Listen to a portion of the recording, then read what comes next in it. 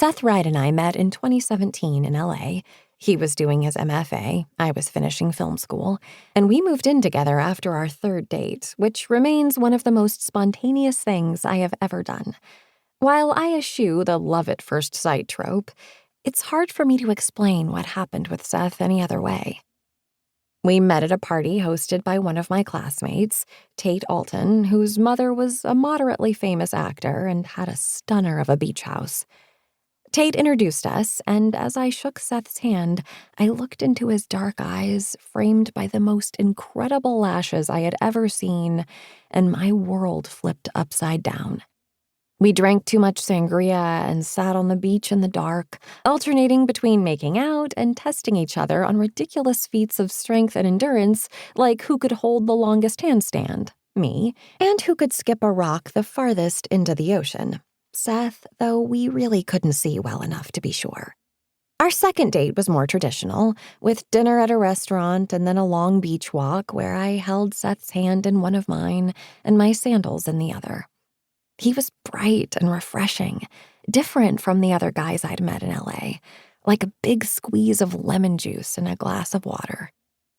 I was already smitten, but when he invited me to an escape room for our third date, all the clues leading to a key to his apartment and an earnest love letter written by hand, I couldn't imagine saying anything other than yes to his offer of moving in. Sure, my lease was up and it made good financial sense to have a roommate, but it was much simpler than any of that. I was head over heels in love. Times weren't easy for two creatives without secure jobs, but we hustled and limped along all right until the pandemic hit. Then I lost my server job and Seth his personal trainer one, and sooner than either of us expected, we ran out of money and prospects. With Hollywood shut down and no one looking at scripts, particularly from a writer with 0 credits, I could no longer borrow against hope. Going home to Ann Arbor, where I grew up, seemed the best, or only, option. Despite the setback, we promised to continue chasing our dreams, me with my screenplay, Seth with his novel. But since leaving LA a few weeks ago, I've been stagnant, while Seth's motivation has grown, just not for his manuscript, which remains unopened. He's become single-minded about his nearly 2-year-old YouTube channel, The Right Story, which started as a place to capture the daily struggles of an author trying to write the next great American novel. He read some article about how much money could be made on YouTube and became fixated on this solving our pandemic-induced financial woes. Initially, I didn't mind his shift in focus from author to YouTube content creator. I even did the odd video with him because, as he maintained, I was a big part of his story. Plus, between the grinding hustle to pay our bills and his frustrations with his unfinished book, it was nice to see him enthusiastic and excited about something again.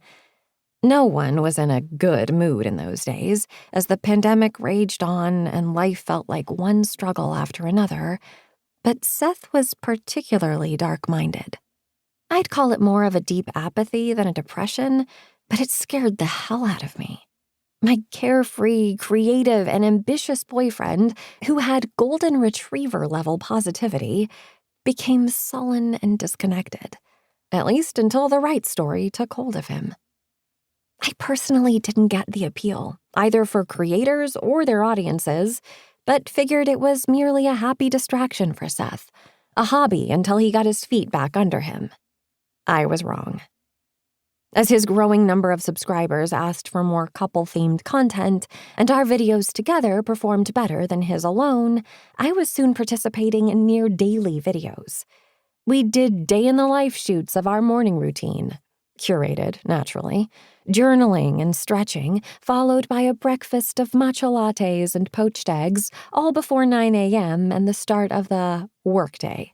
There were craft-related videos, with Seth showing off his color-coded manuscript system, embellished as he only ever used yellow tabs, and even then not consistently, and me sharing tips for a screenplay's 3-act structure.